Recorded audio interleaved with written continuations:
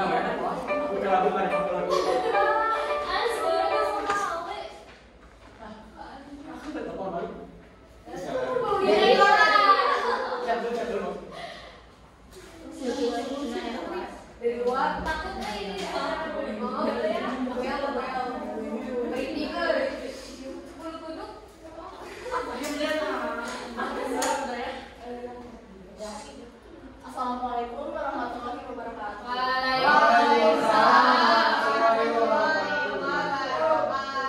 Selamat siang anak-anak, apa kabarnya hari ini? Siang, Bu. Luar biasa. Allahu Akbar. Yes.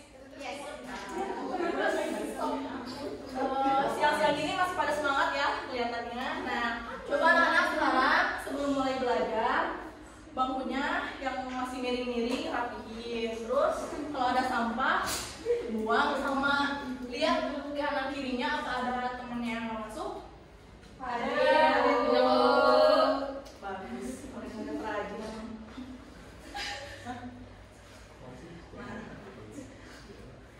Nah, sekarang ibu mau nanya nih, kalian ada yang suka ke mall nggak? Suka, Bu. Bisa. Fitri, Ibu. Dia mah. Saya. Iya. Kan sama kamu. Oke. Nah, ibu mau nanya nih ke Denisa sama Fitri, kalian biasanya kalau ke mall biasanya beli apa? Baju. Makanan, Bu. Baju Cuci mata, Bu. Di mana Abi? Oh, di mini sabu. Ya. Nah, sekarang ibu mau nanya nih, kalian tahu nggak sih kalau Miniso itu barang dari negara mana? Cina. Pintar banget kakak ibu. Nah, kalian tahu nggak sih kenapa barang-barang Cina bisa masuk ke Indonesia? Karena ada kegiatan ekspor impor, Bu. Nah, ya betul sekali dia bisa. Barang Cina bisa masuk ke Indonesia karena adanya perdagangan internasional, yaitu adanya kegiatan impor. Nah, sekarang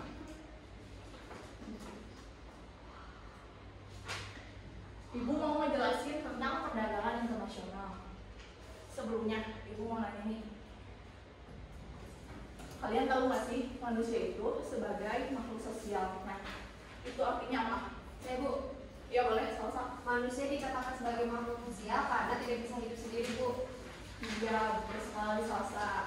Itu tandanya kita tidak bisa memenuhi kebutuhan sendiri tanpa bantuan orang lain. Hal ini juga sama seperti negara. Negara juga nggak bisa hidup sendiri tanpa bantuan dari negara lain. Nah, oleh karena itu, maka terjadilah perdagangan internasional. Nah, selanjutnya,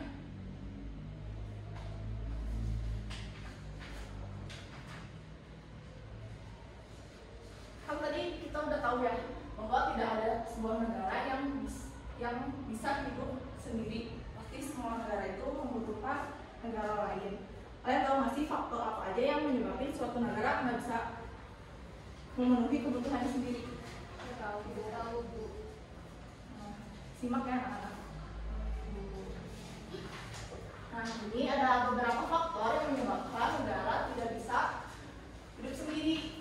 Yang pertama ada faktor perbedaan sumber daya alam, yang kedua ada perbedaan tingkat kualitas SDM, yang ketiga ada perbedaan ilmu pengetahuan dan teknologi, lalu ada perbedaan budaya dan suatu bangsa, dan yang terakhir adanya perbedaan harga pasar, perbedaan upah dan biaya produksi, serta perbedaan selera.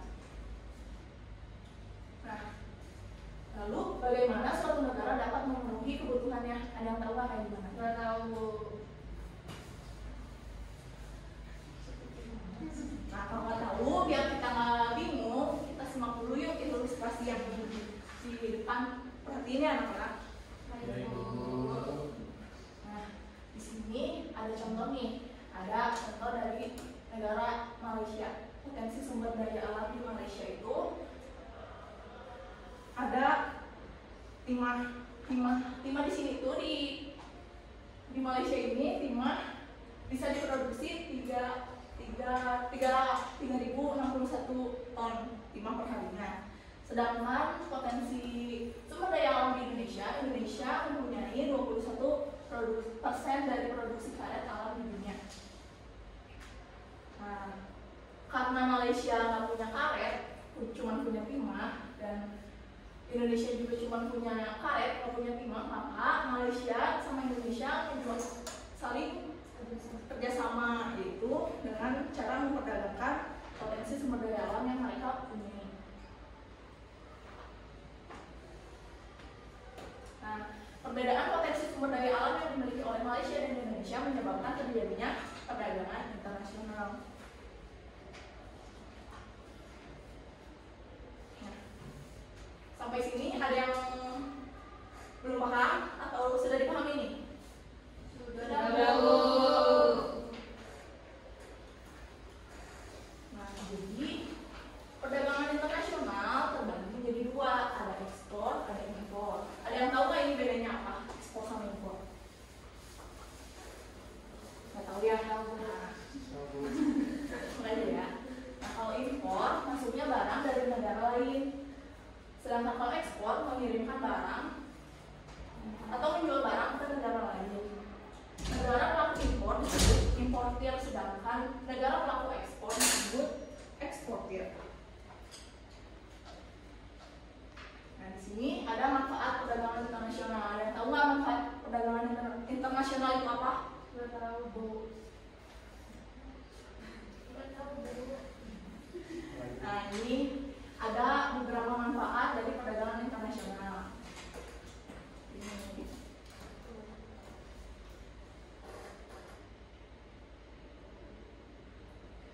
Nah, terus ini ada hambatan dari perdagangan internasional. Yang pertama ada proteksi, terus ada tarif, ada politik dumping, sama ada kuota. Ini pengertiannya bisa kalian baca sendiri di rumah ya. Nah, sekarang dari materi yang udah dijelasin, kalian ada yang masih nggak paham nggak? Ada atau udah paham semua tentang sekarang kalau udah paham, ibu mau nugasin kalian. Tugasnya ini ya. Tugasnya itu secara berkelompok. Kelompoknya 2 aja, boleh dihitung 1 sampai 2. Nah, ada di sini 2.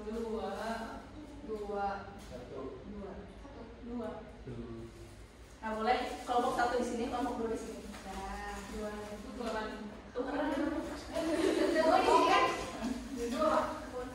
Kita bersenang. Kita yang dekat. Kamu berapa? Kaya. 2. Semoga terima. Beneran di sini. Iya, benar. Kita dapat tidak. Coba perwakilannya boleh maju ke depan. Soalnya sih iya dong. Boleh kelompok 1.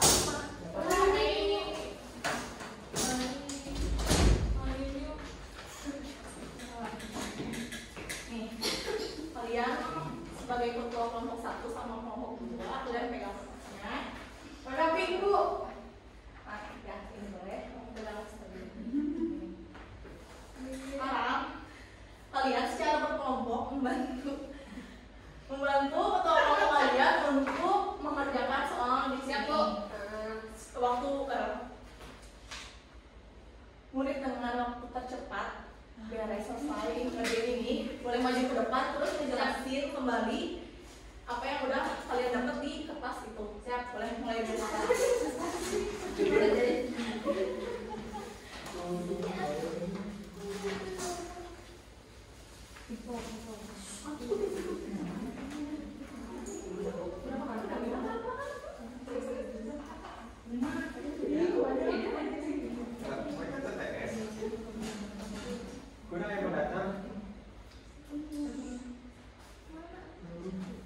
Kalian cari kata di dalam kotak huruf itu. Cluenya ada di bawahnya.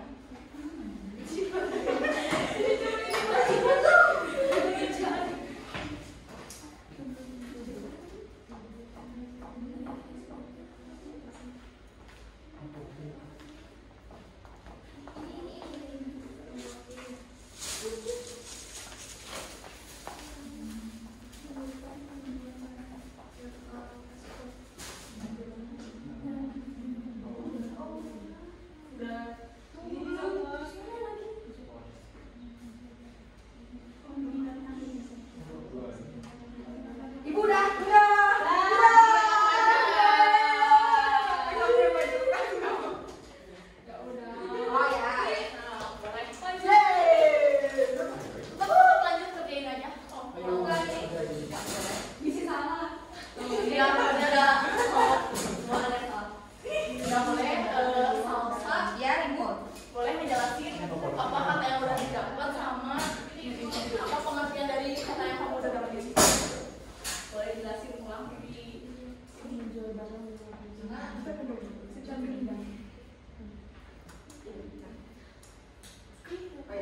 Nomor 1, transaksi jual beli dilakukan untuk mendapatkan laba atau keuntungan, yaitu perdagangan.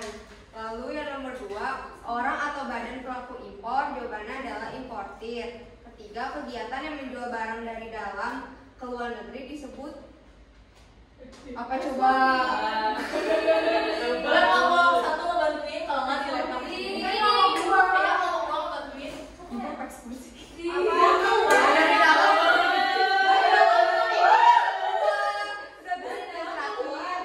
Ya, ekspor. Terus yang keempat, kegiatan memasukkan barang dari luar ke dalam negeri, impor. Yang terakhir, kebijakan menjual barang di luar negeri lebih murah daripada di dalam negeri agar dapat meningkatkan devisa negara. Politik dumping. Jadi kalau berdua pemenangnya, boleh anggota kelompoknya buat maju ke depan. Ayo maju guys.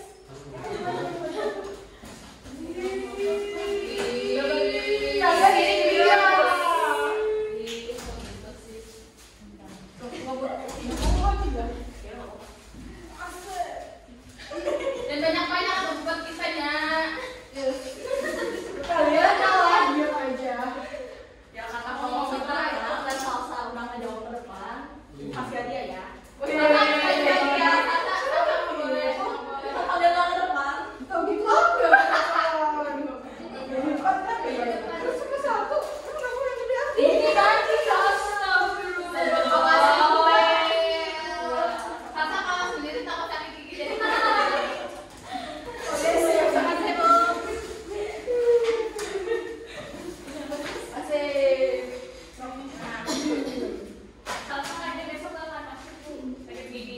Nah ini ada pekerjaan rumah yang harus kalian kerjain. Nanti kalian scan aja barcode-nya, nanti ibu bagiin PPT-nya.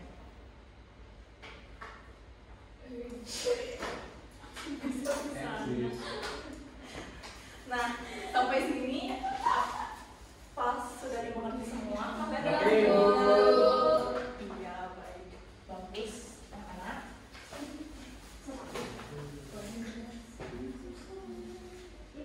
Nah di sini ada yang bisa nggak nih ngasih kesimpulan dari materi yang udah dijelasin tadi? Boleh maju ke depan, nanti ibu kasih hadiah lagi nih. Kesimpulan bebas. Siap. Kan dilarang kelompok dua nih udah ada.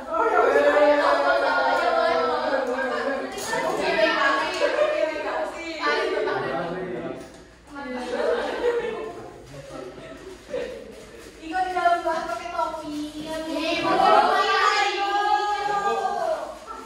Kok pakai jaket sih, Tak? Kesimpulannya itu perdagangan internasional adalah aktivitas dagang yang dilakukan oleh atasan negara dengan negara lainnya untuk memenuhi kebutuhan hidupnya dan juga untuk mendapatkan laba atau keuntungan. Kegiatan perdagangan internasional ini ada dua, yaitu ada ekspor dan impor. Kalau ekspor itu menjual barang dari dalam luar negeri, sedangkan impor itu merupakan kegiatan yang membeli barang dari luar negeri. Iya bagus. Jadi betul ya anak-anak apa yang tadi dikatakan Sofi bahwa sebuah negara itu manusia tidak bisa hidup sendiri. Boleh tepuk tangan buat Sofi. Yeay. Karena kamu udah puas, ibu kasih. Hah?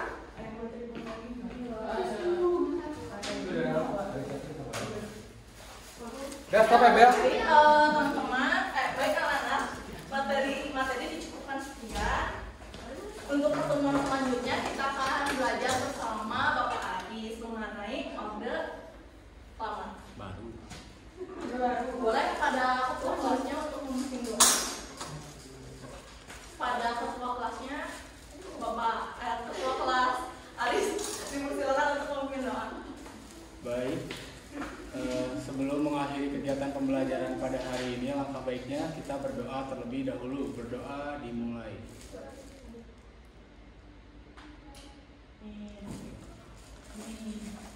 Siap beri salam. Assalamualaikum.